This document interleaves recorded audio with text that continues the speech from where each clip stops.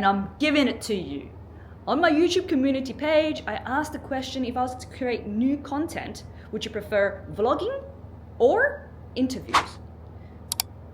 And it just keeps on balancing each other out. So why not both in one? And that's what I have for you today. 2 years ago, I went through this really dark period where I just felt so disconnected with my body, with myself. I mean, I was so busy every single day, but I felt purposeless and just empty and numb. And I was just unhappy. And luckily, I found out this thing called Psych-K from my friend Anthony. And it's been 2 years, so I do think it's well overdue for my next session. And today I have him over to actually give it to me, and I want you guys to follow me on my journey and witness the whole process. Oh, I think he's here.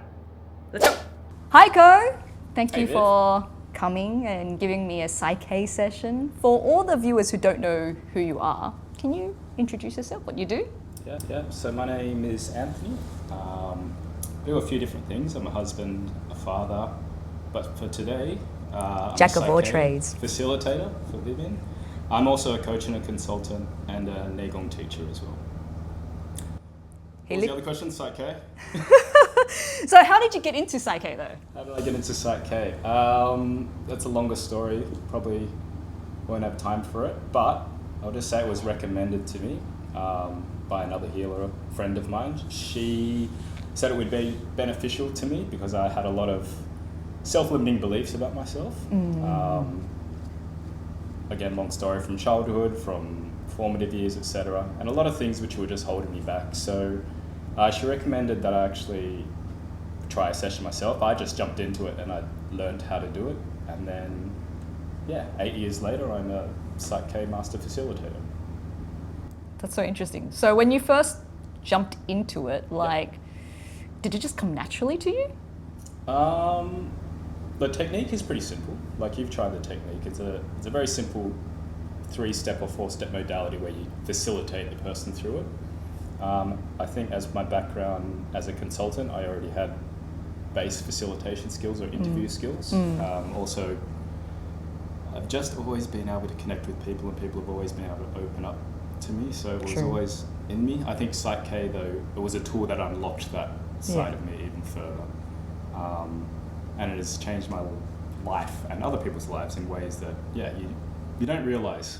You definitely changed mine, because that's how I started steering towards the whole, startup and to deal with the things. But before we get into that, I was going to ask you a question. Oh, sorry. I was going to say, what specifically for you did you find? Because I find it interesting coming back, because our session was maybe 2 years ago, right? It was 2 years ago. Okay, so I find it interesting coming back to see if you have any noticeable changes from that session, because we only did one session as well, I remember. Yes. Oh, we did two sessions. We did two sessions. Yeah, two sessions. I think it was more to me, it was instantaneous. But before I talk about my thing, what exactly is Psych-K? Because I realized, because I didn't know what it was, when I first engaged with you on the session. I just knew that I needed help. Right. I was struggling quite a bit internally, and I just didn't know what to do with it. It wasn't something to do with depression or anything, because I knew what was triggering it, but I just didn't know how to guide myself through the mess and the chaos in my head. So what exactly is Psych-K? Yeah, okay. So in a nutshell, Psych-K is a modality to reprogram subconscious beliefs. Without delving into getting too technical, you basically have your conscious mind, which is the Vivian. So this is the Vivian that you know, that everyone else knows, that you are very conscious of. So you know things that you like, you know things that you don't like, how people perceive you, how you perceive yourself. So it's very surface conscious mind. Your subconscious mind is the supercomputer in the background. You can think about as the CPU in the background that does all the processes and all the calculations, but you never even really engage with it. It just is designed to keep you safe, and it's automatic. So things like triggers, things like irrational fears, things like even things that become habitual are all from the subconscious mind. Now, subconscious mind, as I said, is designed to keep you safe. And if you've had a very healthy upbringing, you'll have very healthy subconscious beliefs. If you haven't, you may have what's called self-limiting beliefs. And these can be very simple. Like, so for me, it was always around self-care, self-love, believing in myself. And it was just messaging that was very hard to switch off in my brain. Or even like when I was achieving things, I would never give myself credit for it. So it's very subtle and quite hard to explain. Would you say the conscious mind is almost like your ego talking to you? Yeah, yes, I'll say yes, but everyone's going to jump on me and say it's different. I would just say the conscious mind is the avatar that you put out to the world, right, that you see, yes, that everyone sees. Yes. Yeah. How, like, and then the subconscious mind, would you say it's more like your soul calling or the gut feeling you have? I'd say it's more instinct and gut. Intuition. Yeah, instinct. Instinct. So intuition's a different thing. Okay. Instinct as in when you touch fire, you know it's hot, so you pull away. Or if it was a subconscious belief such as water is dangerous, then instinctually you don't want to go near the water. It's like a fear, or it's like something that holds you back. Even though like consciously or logically you're like, no, it's a pool, it's safe.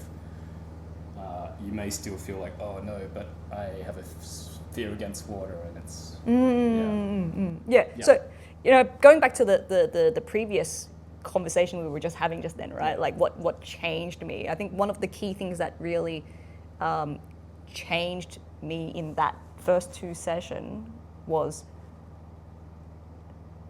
trying to find what made me happy. Yeah.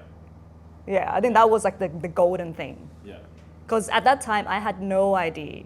That's the same as me. Yeah. Yeah. Yeah. So I know exactly what you mean. Oh. Like for some people it's very subtle.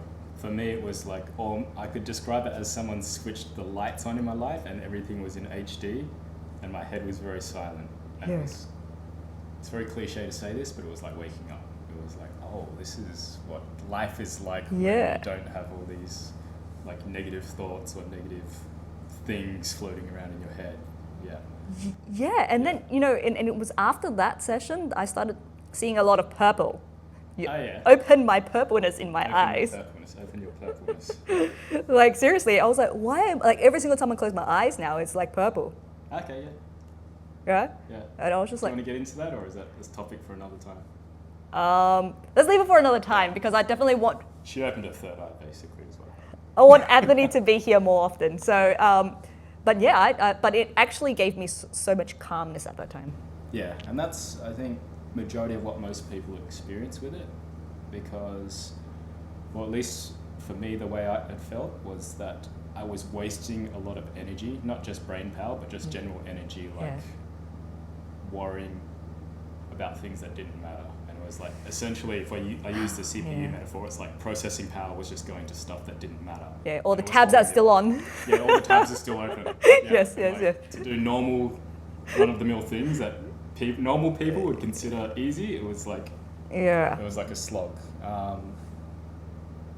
I really struggled to like wanting to get up and do the same things over and over again. Like, not you mean motivation? Yeah, like literally, right? But it's just something like there's a switch that just went, I don't want to do this anymore. Like, why am I doing this? Right. Yeah. It's for something that you didn't want to do. I didn't want to do, yeah. And then also for things that you always wanted to do, but maybe there was a block, it was maybe easier to do that. It's very subtle, and that's why it's interesting talking to someone like 2 years down the track what their experience with it is, because some people will have an instant change, and it'll be like, oh, I started talking to this person again, it was very easy, or I was able to have this conversation. For others it was like nothing really changed, but then I talked to them 6 months or a year later and their life has completely shifted, or that habit or that thing they were doing is like... But I feel like that was my what I experienced. I felt like I took it for granted. Right, exactly. Because it's so simple, because it's so simple. Yeah, and then so I was like, so I'm done. That was my hole. I got out of it or something like that. But in actual fact, I realized, rewinding back, the 2 years sort of like journey, I got some guidance and I decided I thought I knew what to do. Yeah.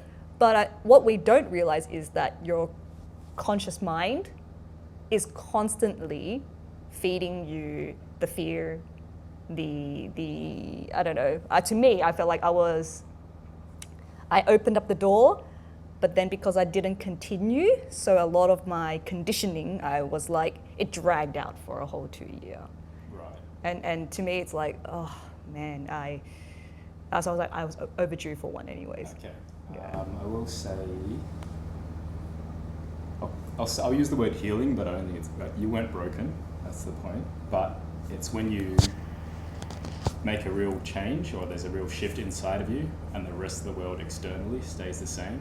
It becomes, hard is not the right word, but you have to slowly prune things in your life which affect you in a negative way. It becomes more apparent because you can clearly feel this is positive, this is good for me, this is not so good for me. And then so you start making these changes, but it's hard to make these changes, especially if it's, family, friends, work, in those realms. Yep. It's like there's only so much you yourself can control in your Absolutely, yeah. reality. Yeah. 100%. So maybe you come out of the session and you're like, oh, that was great, like everything's awesome now, but life still goes on around you. And no one else knows that you've made these changes, by the way. This is all internal. Yeah. But it's funny because then when you tell yourself to take action, Yep. and it was almost like opening a can of worms. 100%, yeah. It's like, and then... It's like, do you want to do this? Are you sure you want to do this? And then when you do it, thinking that that's the right decision, cancel your fears, take action, but then that triggers everything around you, which, like, it's almost like they amplify that side even more. Yeah, because you're sensitive to it now. Yeah, and you're aware of it now. That's the hardest part. So much has changed. Yeah. Well, so, and that's why I think I would love to do another session and see where this takes me. Yeah.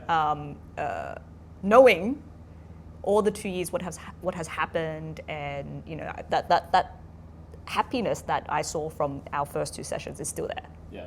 Yeah, that's something that I am very, very clear of. Yeah. That's why I do it. Yeah. There you go. Yeah, it was very healing, actually. Yeah, I'm glad to hear that. And I never even set out, this is an accidental thing for me. Like, I never really set out to, Psych-K was for me originally, and to understand more about myself, but it's one of those things that, like, once you have the tool, then all these, the universe just starts throwing things at you. And so, yeah, friends are friends, my family, things like that. Like, I don't even really put myself out there, but there's enough people to help, if that makes sense. Absolutely. Yeah. Like, I know how many people you've helped, even just the ones that I know only. So it definitely has helped me. Yeah, and that makes it all worth it. Yeah. That's all that matters. Do you remember our last session? Yeah. We were actually in an enclosed environment in a room, Yeah. and as I was doing it, I was telling you, hey, did someone just walk in or did you just switch on the lights? Yeah. But my eyes was closed. And then you're like, no, I switched on. I'm like, are you sure? It's really bright right now. And you're like, nope. And I was like, okay. I literally thought you were playing with me. Oh, right, okay. No, different things can happen. Right. Generally, people either feel things, hear things, see things. Some people are quite visual and there may be a whole scene, but it's different for everyone. And each balance will be different for everyone. So it's a balance process. Yep. It'll be different for everyone depending on, like, where it's stored, where it's, Yeah. I don't even know. Like, I just facilitate. I'm not gonna... Would you say Psych-K is like, it helps you sort of also remove the blockages? I would say they're energetic blockages, yeah. But, yeah, a subconscious belief is essentially a stored belief in your body somewhere or in your energy field somewhere. That may no longer serve you. That's all it is. So if it is removing that thing that is stopping you from being who you want to be, then you're clearing a blockage. Yeah. And I Whether feel like it be physical, mental, emotional, spiritual. I feel like everyone has some sort of blockages. Generally, yeah. Yeah. Yeah, and it's not a bad thing. I think we're human. Humans, like, we fall over, we hurt ourselves, we make bad decisions, or sometimes the world isn't such a friendly place and it impacts us. So yeah, I would say so. Yeah, and it makes us who we. I think that's where I am with it now. It's like no one's broken. Everyone is just unique in their experience and how it's affected them. Yeah, I love that. It's true. You know, we come here to experience. That's it. Yeah. Don't overcomplicate it. Don't overthink. So, shall we? Generally speaking, to the viewers of Psych-K, like how long is usually the session?